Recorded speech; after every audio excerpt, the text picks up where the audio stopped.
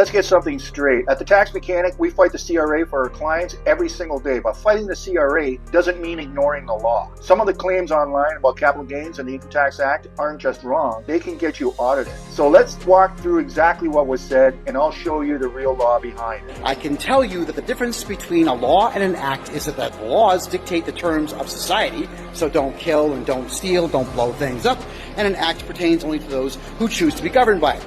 This is absolutely incorrect. When Parliament passes an act, it is law, and the Income Tax Act is federal law. An income tax shall be paid as required by this act on the income tax payable of every person resident in Canada. There's no opt-in. It applies because it's the law. So, when the Income Tax Act says you shall do a tax return, that doesn't mean you must do one. It just means please do one. Shall in legislation is mandatory, and the filing requirement is spelled out directly in the Act. If the Act says you shall file under certain conditions, you must. That's the law. And when I tell you that you can leave line 12,700 blank on a tax return, then you could do it. Trust me on this one.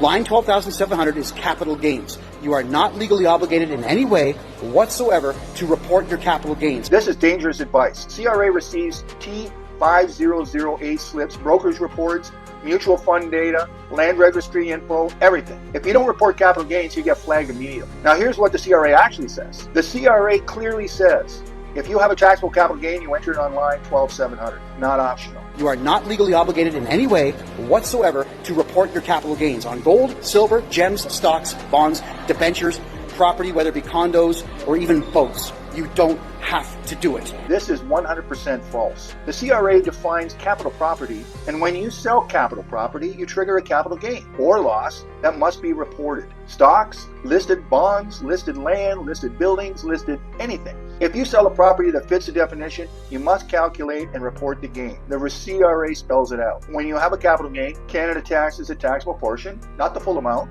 and CRA gives the exact example. You're taxed on the taxable portion, but you still have to report the gain. That's written directly into CRA's own example. We fight the CRA all the time. We defend clients against audits, penalties, collections, and unfair assessments. But defending you also means telling you what the law actually requires. Ignoring the Income Tax Act won't protect you, it exposes you. If you've got capital gain, CRA issues, or a complicated tax situation, reach out.